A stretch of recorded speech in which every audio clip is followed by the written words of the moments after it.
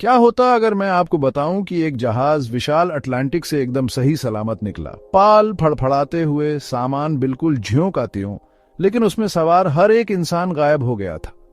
न खून, न लूटा हुआ केबिन, न लहरों में गूंजता कोई बेचैनी भरा संकट संकेत, बस एक भयानक गूंजती खामोशी। ये किसी नाविक की भूतिया कहानी नहीं है, ये मेरी सेलेस्ट की अनसुलझी पहेली है। एक रहस्य जो एक सदी से भी ज्यादा समय से नाविकों और इतिहासकारों को परेशान कर रहा है।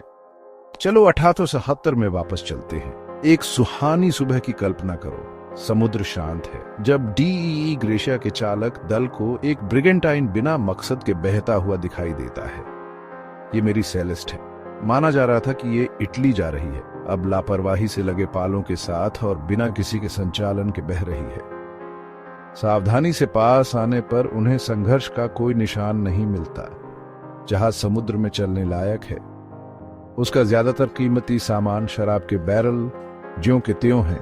गैली की मेज पर खाना लगा है जिसे किसी ने खाया नहीं।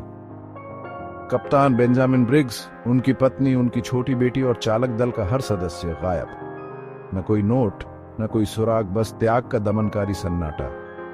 जैसे ही बात फैली, कई थ्योरी आने लगी, चोरी, विद्रोह, यहां तक कि समुद्री राक्षस। लेकिन आधिकारिक जांच खाली हाथ रही। समुद्री डाकू, कोई कीमती सामान गायब नहीं था। विद्रोह, कप्तान की लॉगबुक में कुछ भी गड़बड़ नहीं दिखा।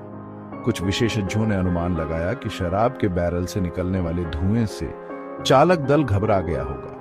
हो सकता है कि वे जल्दबाजी में जहाज छोड़कर भाग गए हों, एक ऐसे विस्फोट से बचने की उम्मीद में जो कभी हुआ ही नहीं, बस समुद्र के मुंह में गायब हो गए। दूसरों ने प्रकृति के प्रकोप को दोषी ठहराया। पानी के बवंडर, अजीबोगरीब लहरें या अचानक आए तूफान, हर थ्योरी में खामियां थीं। फिर बीमा धोखाधड़ी की बातें हुई, किसी अज्ञात द्वारा शापित जहाज की अफवाहें और समुद्र के रहस्यों की भूख के बारे में गहरे अनकहे डर।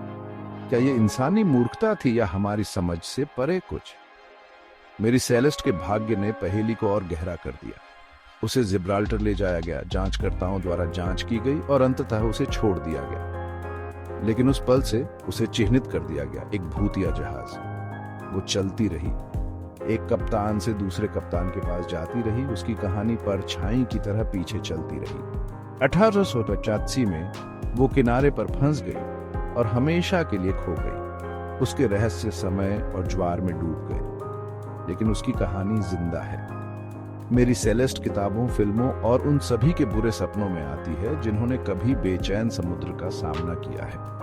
वो एक भयानक याद दिलाती है कि कुछ रहस्य किसी भी जवाब से ज्यादा गहरे होते हैं जो हम कभी ढूंढ सकते हैं। तो क्या ये एक दुखद दुर्घटना थी, प्रकृति की एक अनोखी घटना, या कुछ ऐसा जिसे मानने के लिए दुनिया तैयार नहीं? ये मेरे दोस्तों आपको तय करना है। अगर आप इतिहास के अंधेरे कोनों से और कहानियां सुनना चाहते हैं तो लाइक, शेयर और सब्सक्राइब करना न भूलें। अगली बार तक अपनी नजर क्षितिज पर रखें और सावधान रहें कि समुद्र अपनी लहरों के नीचे क्या छुपाता है।